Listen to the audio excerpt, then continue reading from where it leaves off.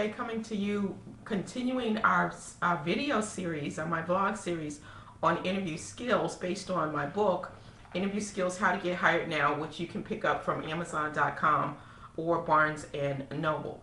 We were talking about interview questions, and today I'm going to start the chapter on emotional intelligence questions.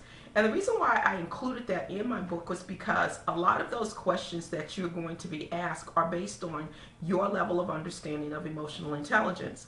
Now, you can, it's on page 32, you can read the definition of what emotional intelligence is, because I want to keep this video short and get right into the questions that you will probably be asked. You'll probably be asked something like, can you tell me about a time when your mood affected your performance either negatively or positively? Now, this emotional intelligence based question is based on self-awareness. They want to know that you are aware of the emotions you're feeling at any given time and why you're feeling that way. They want to know that you realize that there is a link between your feelings and what you think and what you say and what you do.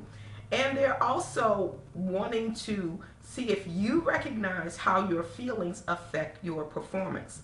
In other words, they want to know if you're emotionally literate, if you are tuned into yourself. Second question that you might be asked, or something similar to this, tell me about a conflict you had with a peer, direct report, or boss. How did it start and how did it get resolved?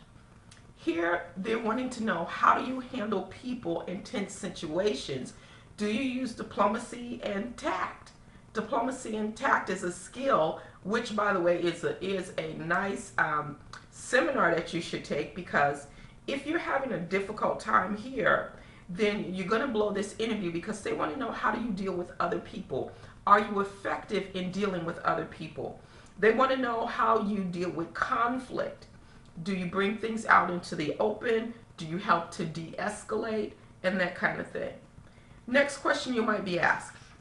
Think about a time when you had many demands placed on your time. How did you ensure that you were available to meet the needs of your customers as well as your coworkers, supervisors, and subordinates? Here they want to know about goals and strategies. Do you monitor your progress? What are your time management skills? Do you put together contingency plans to make sure that you get things done? Are you apt to take on impossible workloads, and why?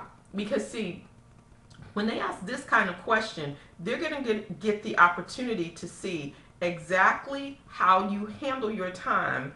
And if you do take on impossible workloads, then you're basically a yes person. And trust me, they're not looking for a yes person. They're looking for an effective person. Next question. A manager has to maintain a productive, positive tone even when she's anxious about a business threat. How have you been able to do this in previous positions?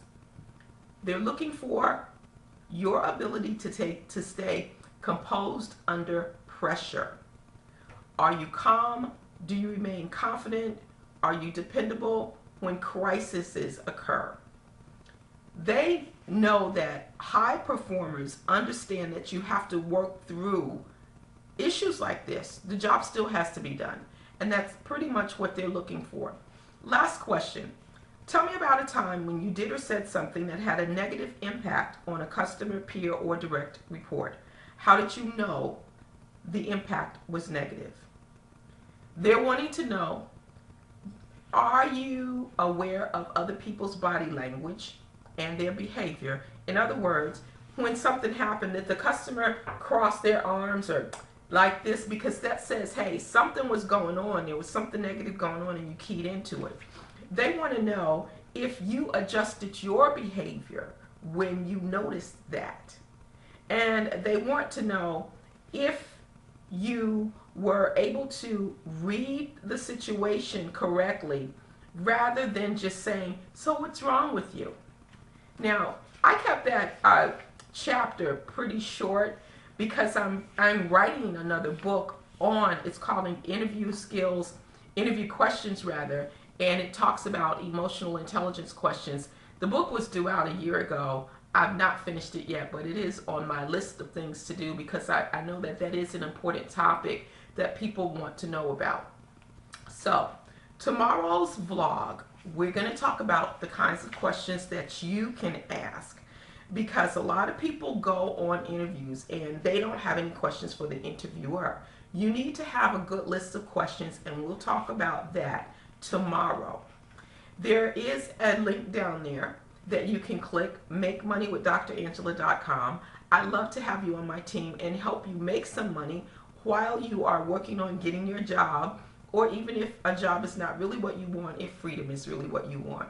$25 and we can get you rocking and rolling and enjoying hundreds of thousands of other people that are a part of our team. So hey, we all have gaps.